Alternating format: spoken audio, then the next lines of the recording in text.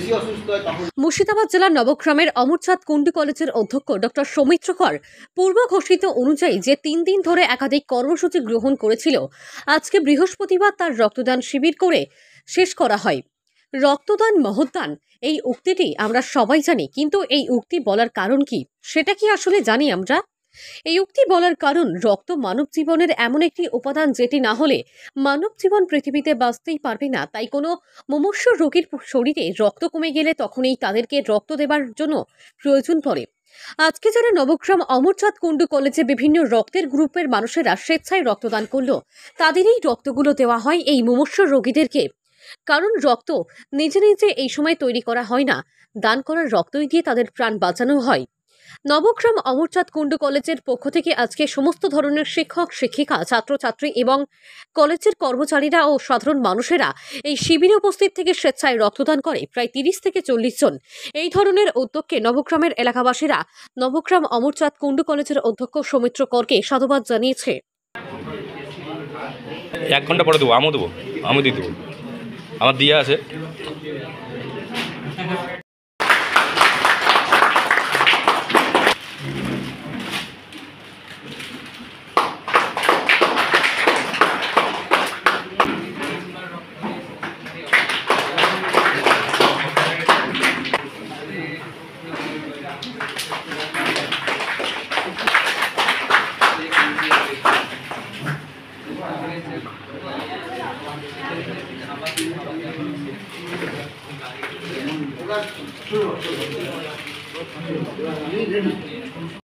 বেশি অসুস্থ হয় তখন লাগে।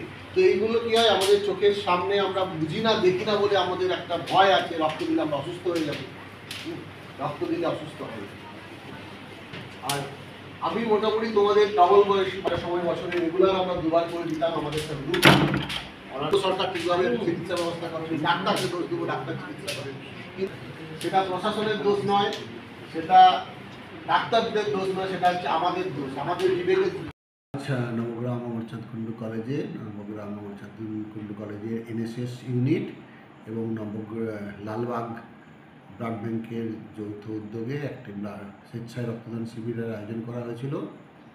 সেখানে নবগ্রাম কলেজের ছাত্রছাত্রী এবং শিক্ষকেরা রক্তদান করেন এবং আমাদের আশেপাশ থেকে কিছু উৎসাহী মানুষও এসে তারা স্বেচ্ছায় রক্তদান করে গেছেন।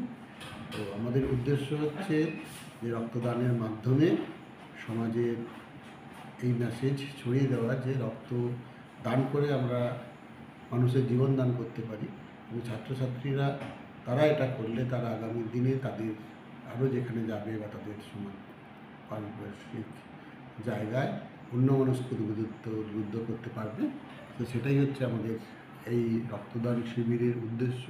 এক তো এই গরমে বিশেষ করে মুর্শিদাবাদ জেলায় রক্তের ভীষণ অভাব, তো সেটা একটা পূরণ করা, তার সঙ্গে সঙ্গে আমাদের যতটা সম্ভব এই সচেতনতা যাতে আরও মানুষ এগিয়ে